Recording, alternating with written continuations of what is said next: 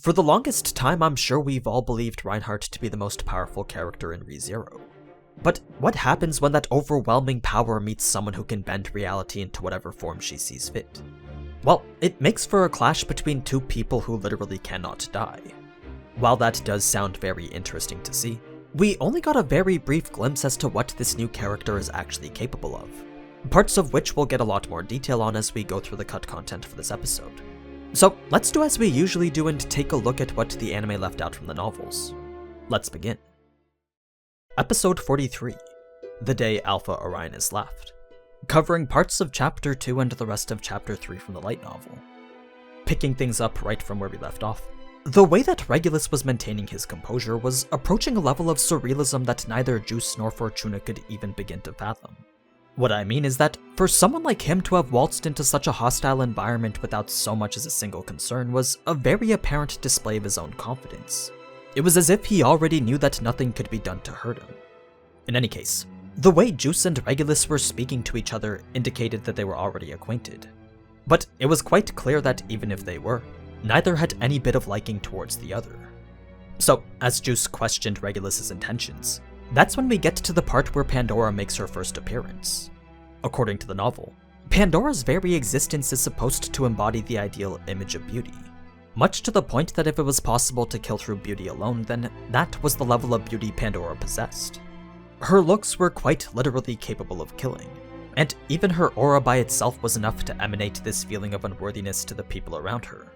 So, had she been confronting any other regular person, then everything from the way she looked at them to the way she spoke was enough to make them drop dead on the spot. I mean, just the prospect of being acknowledged by her could instill this overwhelming feeling of happiness capable of stopping a beating heart. It was one of the many facts made apparent from just a single glance at her. In fact, a single look was really all it took to determine that this was a being who shouldn't be allowed to exist. Because Juice already knew all of this far too well, he shifted his focus towards Pandora and asked a leading question. He wanted to know if she found what she was doing to be too cruel.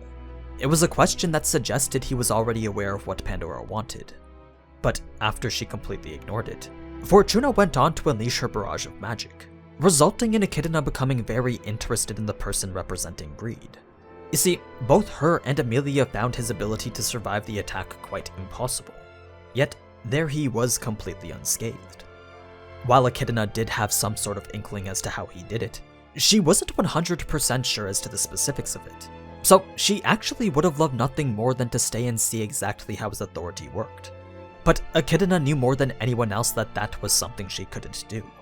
The very nature of the trial demanded she follow the person being tested, and even that was something she couldn't set aside for her own personal greed. Now, given that Amelia decided to stay behind anyway, you're probably wondering how that was even possible. I mean, if she didn't personally see any of this when she was younger, then it's technically not one of her own memories, which brings into question how Echidna was even able to recreate it. Well, that's something that we actually get an explanation for. The reason the trial continued the way it did was because everything Amelia was seeing was a construction from the Book of Knowledge. Although some of it may not have been from her own personal memory, the Book of Knowledge was working behind the scenes to adjust the direction the trial was going, a direction that was dictated by where Amelia currently stood. So, as long as she stayed in the area with Juice, then she would actually get to see what happened to him. Echidna's advice though was to follow her memories. If she didn't, then there was the chance that she wouldn't be able to beat the trial. Even so, Amelia refused to turn her eyes away from a person that was fighting so boldly just for her sake. It also didn't help that she found Echidna's forceful advice to be a bit suspicious. It was almost as if she wanted Amelia to go the other way. That said, Echidna assured Amelia that she was free to make her own decisions. She then proceeded to step back and observe the rest of the battle from a distance. As Juice stood to deny Regulus's advance, Regulus went on to say a line that gave more detail behind Juice's standing in the witch cult. Apparently, he was one of the founders, and he had gained such a high standing within it due to his past services and contributions. Regardless of what those may have been though, Regulus believed that he was far more deserving of Juice's position than he was. When it came down to it, he perceived himself as far superior in every way, and he was just about ready to use this battle to prove it. Now, we know that Juice merged himself with whatever was in the black box he carried with him, but what's interesting to note is Pandora's reaction to it. when Juice had said that the only thing he could see now was love, Pandora knew that that love wasn't directed towards her. She understood that his affection was meant for someone else. But despite knowing that that's how Juice was, she still couldn't help but admit that it was in this moment that the person who loved him back the most was definitely her. It was a heated confession that Juice simply closed his ears to. To him, there was absolutely no way that something like her could ever claim to understand how he felt. So, with an unyielding sense of determination, Juice refused to accept anything and everything that Pandora was there for, following it up with an attack that surely would have destroyed her body had it hit her. But as we saw, Regulus returned to the battlefield just as unscathed as he was the time before, making it remarkably clear that whatever power it was he had, it was something that prevented everyone and everything from affecting him. That said, Juice's authority did force him to have to use his own to defend, leaving them both in the stalemate that allowed Amelia to move on. Part of the reason for her change in mind wasn't only the prospect of betraying Subaru if she stayed. It was also because Echidna had mentioned how a battle between two archbishops are rather equally balanced. Unless Pandora herself was to get involved, then this fight could definitely go on for far longer than Amelia imagined. And it was very clear that Pandora wasn't looking to get involved at all. Even Amelia could tell that she was far too content with simply watching the scene unfolding before her. So, with a partial confirmation that nothing would change, the two spectators left the battlefield for a different location, bringing us now to the emotional scenes between Amelia and Fortuna. While most of this was very much the same, there is some stuff that needs to be mentioned regarding the conversation with Archie, the first of which is the distinction made between Fortuna and the rest of the elves. You see, Fortuna was apologizing because neither she nor Amelia belonged here. This wasn't the settlement from which either of them originated. The only reason they were even there was because Archie and the others had chosen to take them in. Had they not, then none of this tragedy would even be happening right now. So that's why Fortuna felt the need to apologize. Almost immediately after she said it though, Archie tried to reject it with everything he had. Not only did he refer to her as family, but he also mentioned something about a debt that he and everyone else owed to Amelia's mother. A debt he was more than happy to pay back by risking his life to defend these two.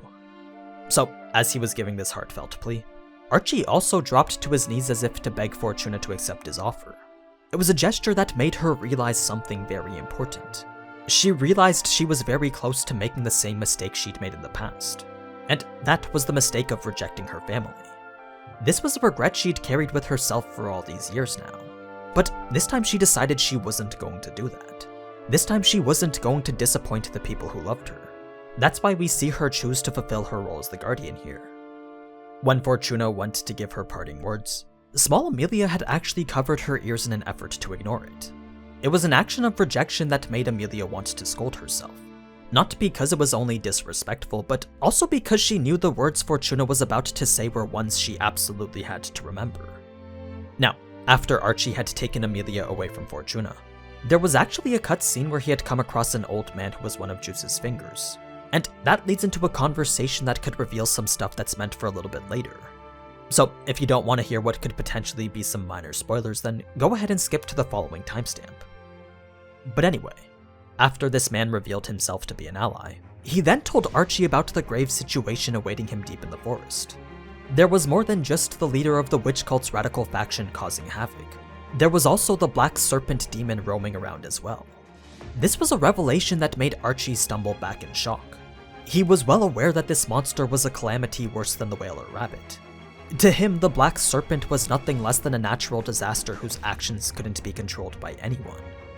As much as that assumption was pretty much true, there was one specific group of beings powerful enough to control it, and those were the existences classified as witches. So, for the black serpent to be here right now in the forest could only mean that a witch was here as well. The thing is, all the witches except for the Witch of Envy were thought to be dead. And it couldn't be the Witch of Envy because she was sealed away in the sands of a far-off undisclosed location. Right as Archie was about to say what that location was, the old man interrupted him to inform him of a secret witch, one that has remained hidden from the public as the witch cult's forbidden witch. As soon as Archie heard that there was in fact a witch in the forest, almost every bit of hope disappeared from his body. The only thing that kept him from falling into complete despair was the duty bestowed to him by Fortuna. So both Archie and the old man worked together to get Amelia as far away as possible.